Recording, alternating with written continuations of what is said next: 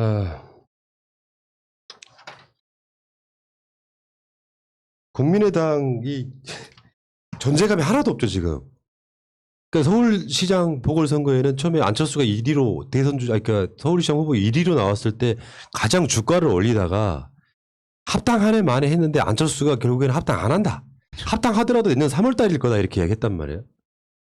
그러니까 사실 이 국민의당의 한계는 비례대표 3석밖에 없는 정당이다 보니까 쪽으로 들고 쪽으로 들다가 결국에는 이제 국민의힘의 당대표 경선에 이제 비읍 시옷 논쟁까지. 야, 그 이준석이 안철수한테 비읍 시옷이라고 했다고. 그거 보면서, 야. 근데 이제 이준석 막말이 실제로 워딩이 비읍 시옷이라는 거잖아요. 뭐 이렇게 그 비읍 시옷을 구체화된 욕이 아니라. 근데 비읍 시옷 정도로 말을 하는 게 사석에서 막말까지 비화될 수 있나 이런 생각이 좀 들고. 그러니까 뭐냐면 네. 이준석은 방송 출연을 전업으로 하는 사람이에요 지금.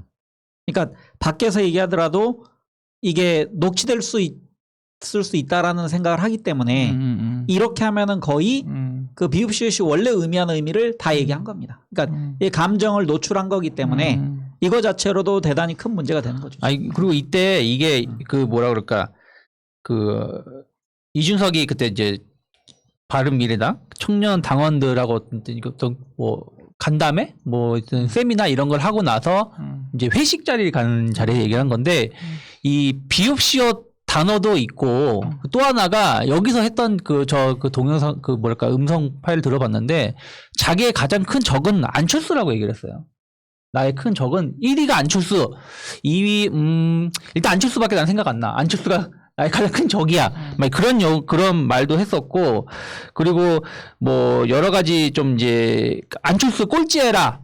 뭐 이렇게 건배해서 하면서 막 그런 발언도 했었어요. 그러니까 이제 그때 당시 꼭 이 비읍시옷 때문에 윤리위에 회부됐다기보다는 전체적인 그때 발언 자체가 문제가 회부가 된 건데 이준석에 대해서의 어떤 이번에 좀 버릇없는 것이 이번 나왔는데 여기에 대해서도 대응을 잘 못한 거잖아요. 엄밀히 따지면 나 그때 엄밀히 따지면 노원병 관련해서 같은 그 선거구잖아요. 안철수랑 이준석이. 그래서 자기가 배척당하고 이런 부분에 대해서 그때는 지금보다 2-3살 어렸을 때니까 조금 욱했었다. 그리고 징계도 받았었고 잘못했다. 이렇게 말 표현했으면은 잘 넘어갈 수 있었던 부분들인데 왜 그게 뭐 어때서?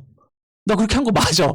이러면서 뭔가가 자기는 잘못 없는 것처럼 하니까 완전히 국민의당은 더 열받는 거고 또 이 국진당의 경선에서도 또 재미가 또 뭐 발생하는 것이 아닌가 생각하고 있습니다. 그러니까 거대 정당은요 태생적으로 소수 정당은 그냥 밟고 가려고 하는 습성이 있어요.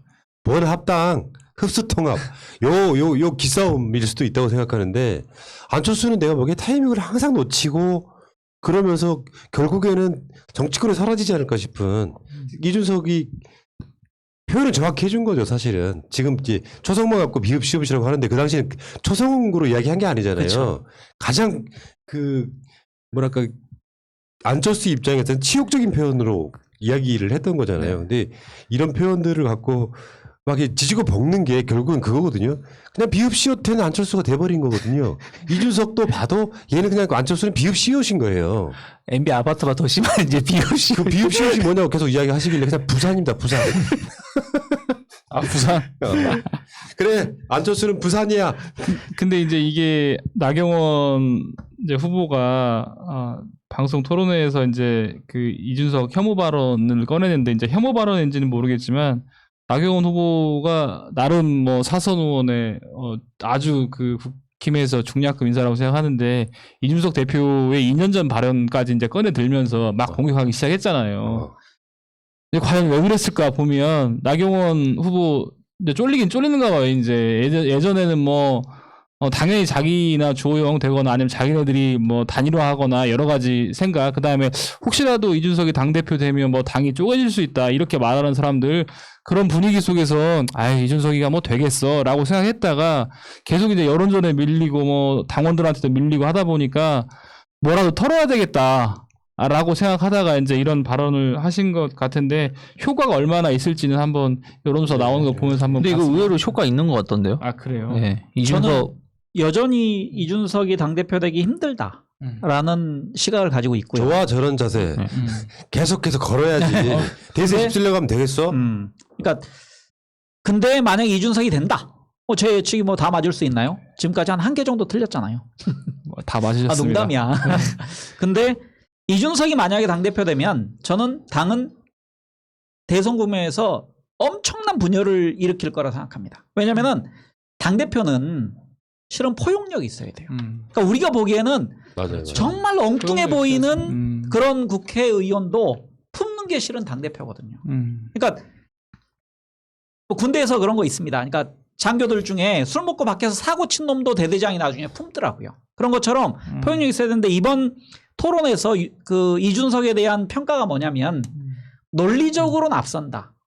자세가. 하지만 태도 문제에서는 오히려 감점 요소가 대단히 크다. 그렇죠. 근데 이게 토론에서만 그럴까요? 윤석열을 이준석을 밖에서 본 사람들은 다 그 얘기합니다. 싸가지 없다.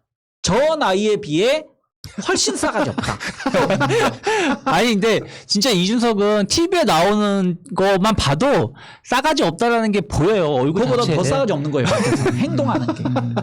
그러니 실제로 얼마나 싸가지 없겠어요. 그래서 이 당이 이준석을 선택한 순간 저는 정말 아마겟돈을 그럼 시도하는 대화- 상황이 된다. 돼야 되겠네 그러면. 네? 다 깨지게 기읍, 보려면. 안철수, 쌍시옷, 기읍지읒 이준석 이렇게 아, 쌍시 기억지. 웃고 자는 이야기였고요. 그 이야기도 여기까지 하시고. 아니 근데 한번 좀 말씀드리면 아니 그 당대표의 덕목이 품는 거는 맞는 것 같아요. 다 품어야 되고 근데 품는 게 뭐 태도나 자세로 품는다기보단 철학과 가치로 품어야 될 것 같다는 생각이 들거든요. 이거 어려운 얘기고. 그러니까 근데 뭐냐면 일단 내가 대표로서 안이 A라는 안이 있더라도 B라는 안, C라는 안을 얘기한 사람까지 내가 의견을 경청할 그럴 태도가 돼 있어야 된다는 얘기예요. 그리고서 이러이러하니 A로 갑시다라고 할 수 있어야 되는데 이준석이 그럴 것 같아요?